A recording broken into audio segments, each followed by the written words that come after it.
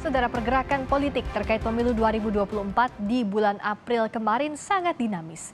Sejumlah lembaga merilis hasil survei elektabilitas bakal Capres 2024. Hasilnya 3 nama, Ganjar Pranowo, Prabowo Subianto, dan Anies Baswedan masih mendominasi perolehan suara. 3 nama baca pres 2024, Ganjar Pranowo, Prabowo Subianto, dan Anies Baswedan masih mendominasi hasil survei elektabilitas Capres 2024. Hasil survei lembaga SMRC pada akhir April memperlihatkan Ganjar Pranowo kembali meraih elektabilitas tertinggi dengan perolehan suara 20,8%. Prabowo Subianto di posisi kedua dengan 15,8%. Sementara Anies Baswedan meraih suara 11,1%. Menurut SMRC, pasca ditetapkan sebagai capres PDIP, elektabilitas Ganjar berhasil rebound dan kembali mengungguli Prabowo. Sebelumnya di awal April, elektabilitas Ganjar sempat anjlok. Kalau kita lihat momentumnya, kenaikan ini terjadi pasca Ganjar dideklarasikan oleh PDIP. Jadi kita bisa menyimpulkan deklarasi itu punya dampak yang positif, memperkuat dukungan kepada Ganjar Pranowo. Kalau polanya ini jelas ya, ketika ketika Ganjar naik itu kan Prabowo turun.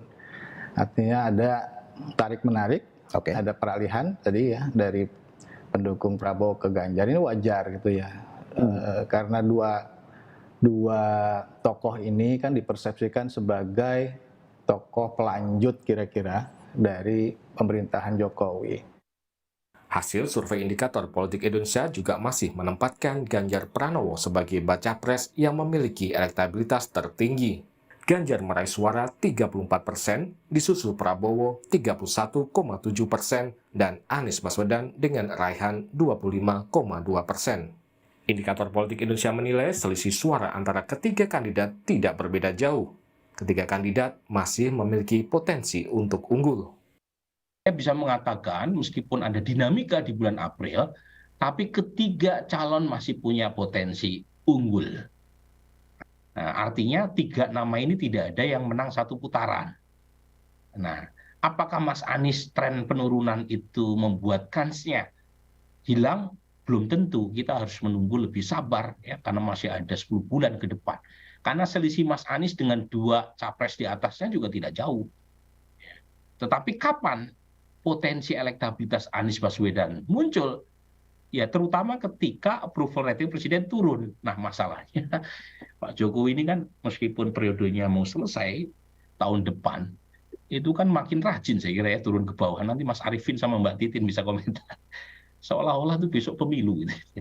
Nah pertanyaannya, mungkin nggak approval rating presiden turun? Dan kalau itu terjadi, saya kira itu kabar baik buat Anies Baswedan. Nah, ketika approval rating presiden naik, yang diuntungkan 2 nama ini, Ganjar dan Pak Prabowo. Nah, Pak Prabowo itu sepertinya main 2 kolam gitu ya. Nah, nanti di bawah tuh. Jadi di kelompok yang pro Pak Jokowi dia mendapatkan insentif karena sekarang menjadi bagian dari pemerintah. Tapi saat yang sama Pak Prabowo juga tetap berhasil menjaga sebagian pendukungnya yang kritis atau setidaknya kurang pro pemerintah. Ya.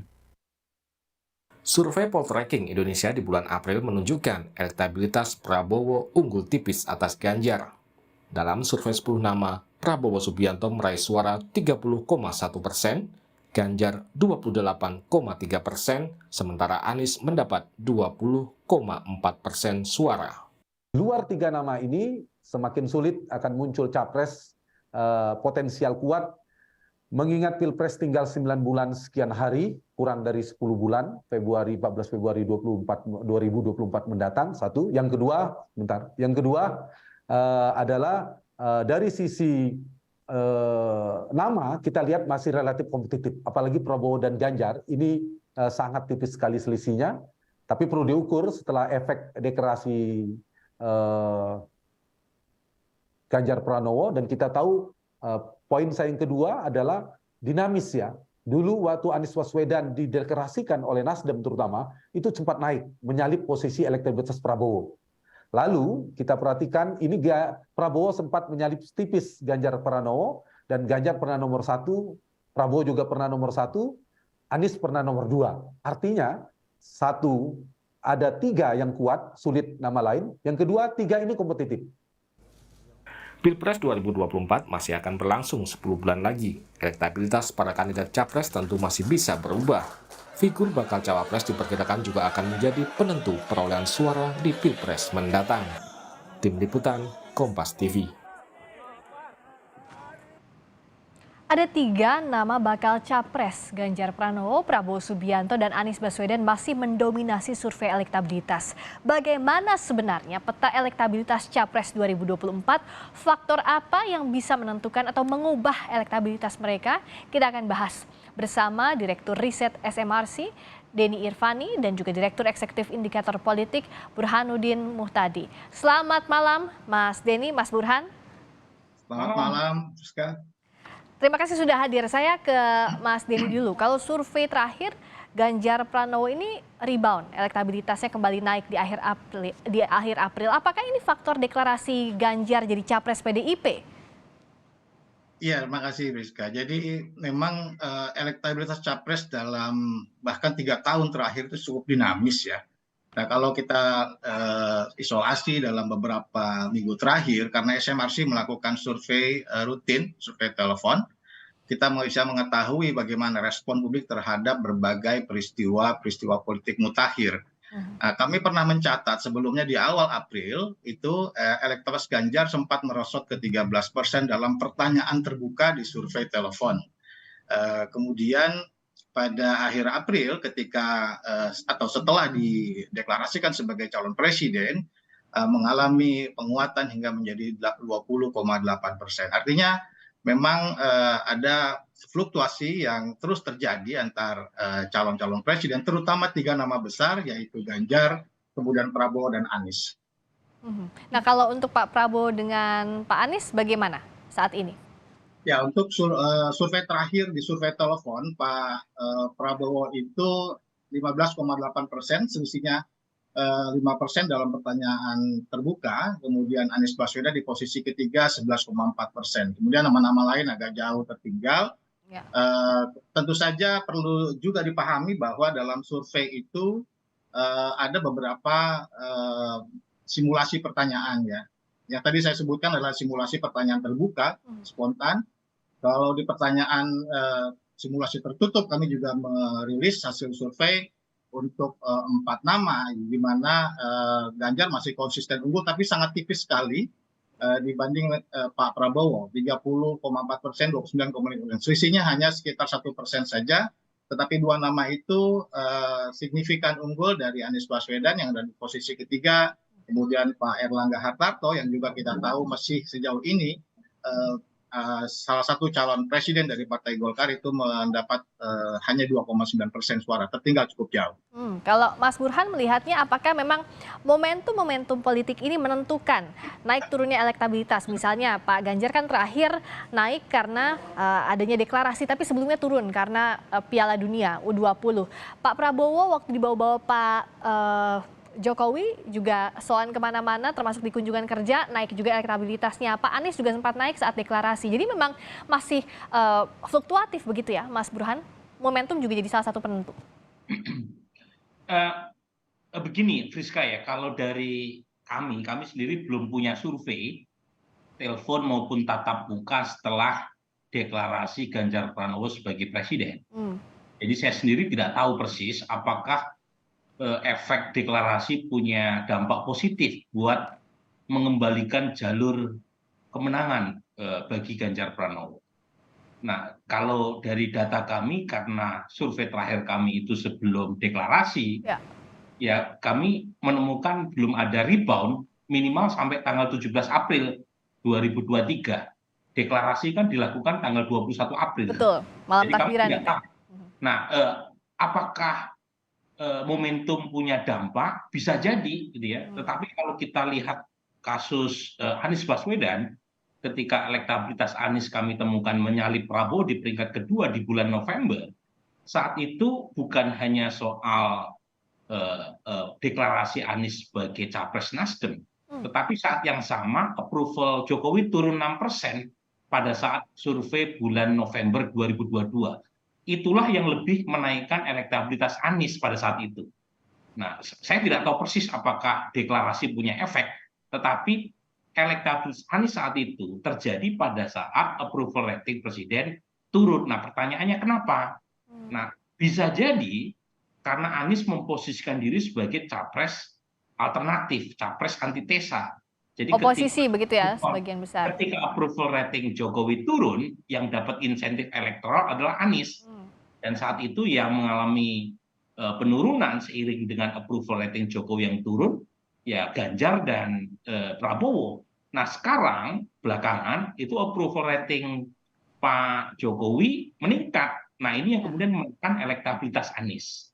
Nah, jadi kami perlu mungkin saja data dari SMRC betul gitu ya, tetapi kami belum punya datanya. Oke. Terkait apakah Ganjar mengalami rebound setelah deklarasi sebagai capres PD Perjuangan. Yang mendapatkan insentif kalau approval rating Presiden Jokowi adalah Pak Ganjar dan Pak Prabowo karena sebagian atau seluruhnya koalisi pemerintah begitu Mas Burhan. Nah, yang membuat keduanya masih kompetitif apa saja faktornya? Nah ini ada sebelum jawab pertanyaan itu Friska ya, di survei terakhir kami, ini gini, pola secara umum dari 12 survei nasional tatap muka yang kami lakukan, itu terjadi korelasi atau asosiasi positif antara approval rating Jokowi dengan elektabilitas Ganjar. Kecuali di survei terakhir kami. Di survei terakhir kami itu approval Pak Jokowi naik 5% dibanding survei bulan Maret atau bulan lalu, tapi elektabilitas Ganjar turun. Nah, itu baru kali ini. Nah, sebelumnya asosiasi approval rating Pak Jokowi dengan elektabilitas Prabowo Subianto itu justru negatif sebelumnya. Tetapi baru di survei terakhir terjadi kebalikan. Approval rating Jokowi naik, saat yang sama elektabilitas Prabowo juga naik. Nah, tentu ada sebab lain yang mengakibatkan terjadi semacam tanda kutip ya, anomali semacam ini. Dugaan saya sih efek Piala Dunia yang membuat elektabilitas Ganjar turun meskipun approval rating Jokowi sedang naik. Tapi kan itu survei sebelum deklarasi ya. Ya, jadi perlu dilihat lagi ya perlu lihat lagi, jangan-jangan memang betul yang ditemukan SMRC bahwa deklarasi capres oleh PD Perjuangan kembali memulihkan elektabilitas Ganjar. Nah, kalau ditanya dua nama ini momentumnya apa ya? Menurut saya ada penjelasan utamanya adalah approval rating Jokowi. Saat approval rating Jokowi naik, elektabilitas Anies itu terus tertekan selama beberapa bulan terakhir. Yang kedua, karena Prabowo makin bekerja, sebagian pendukung Prabowo yang sempat pindah ke lain hati, pindah ke Baswedan, sebagian udah mulai ketarik gitu ya, kembali ke Prabowo Subianto. Jadi kira-kira dua sebab itu yang menjelaskan mengapa elektabilitas Ganjar dan Prabowo Subianto lebih kompetitif ketimbang Anies. Kalau Mas Denny, apakah melihat juga selain kita bicara sosok, kalau bicara Pilpres ini, koalisi yang berada di belakang sosok-sosok ini apakah juga menentukan? Kan sampai sekarang masih cair ya, yang sudah fix itu terlihatnya adalah Nasdem, PKS, Demokrat. Tapi berikutnya PDIP, P3 belum tentu apakah ada teman-teman lainnya. Begitu pula dengan Gerindra dan kawan-kawan siapa saja yang akan bersama, Mas Denny?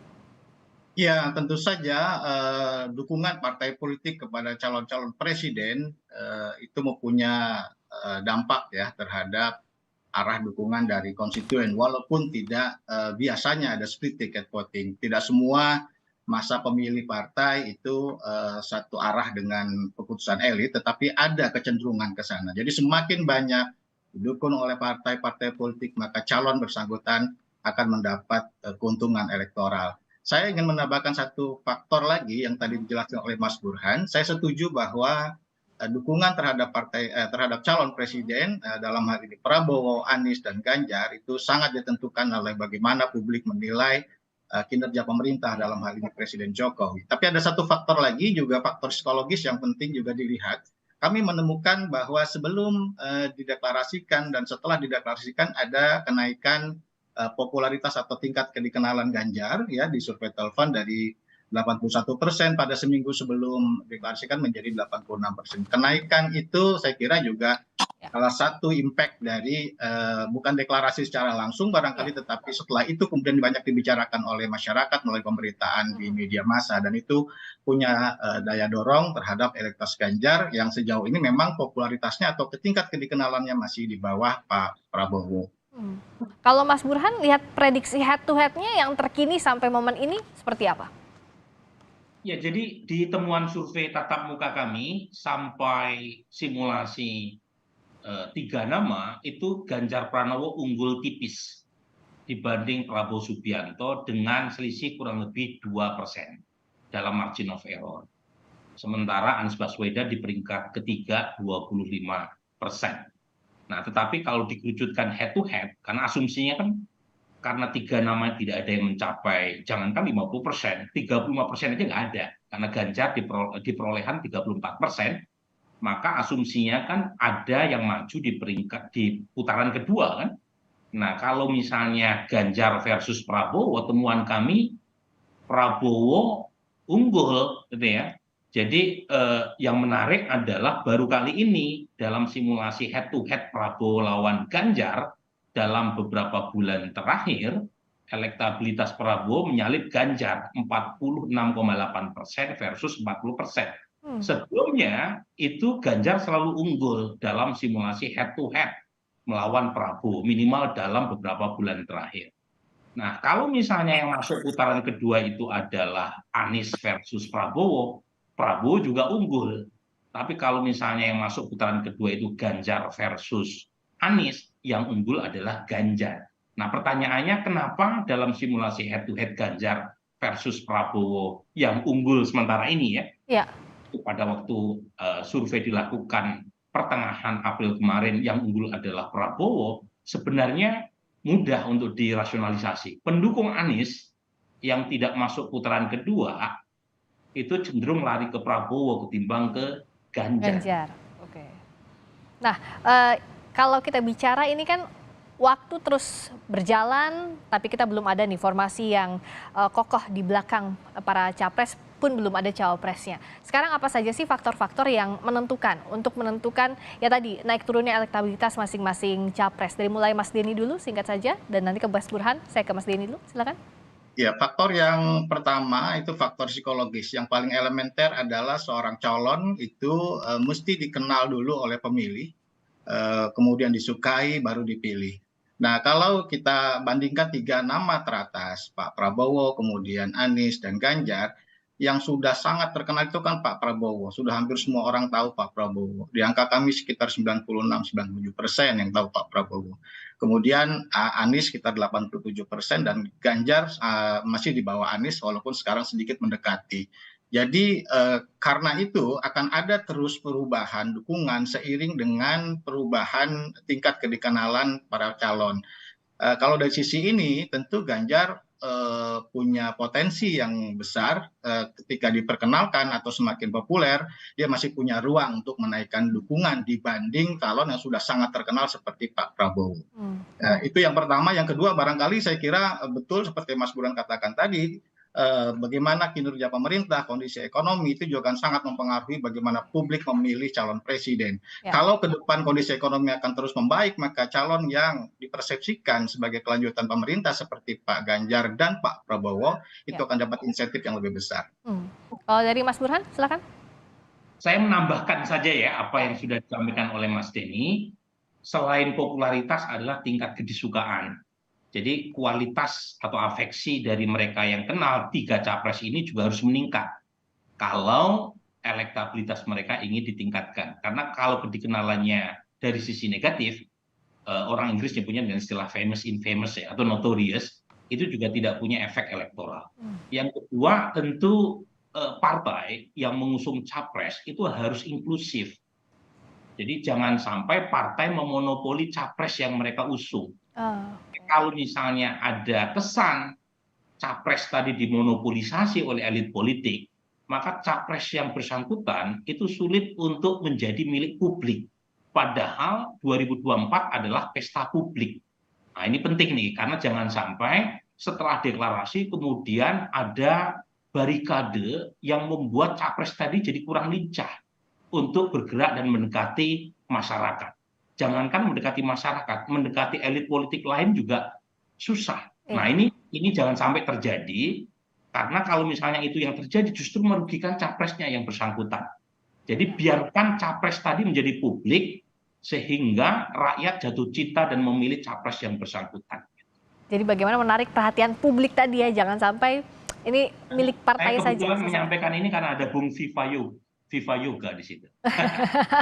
Nanti di sesi berikutnya kita akan ketemu. Jadi istilah saya itu jangan privatisasi capres. Oke. Yang di-highlight tadi ya sama Mas Burhan, jangan privatisasi capres, dan masih banyak juga PR-PR nih untuk parpol yang akan mengusung kandidat untuk jadi calon presidennya di Pilpres nanti. Terima kasih banyak atas waktunya sekali lagi Direktur Riset SMRC, Denny Irvani. Terima kasih Mas Burhan, Direktur Eksekutif Indikator Politik Burhanuddin Muhtadi telah bergabung di Sapa Indonesia Malam. Sampai jumpa.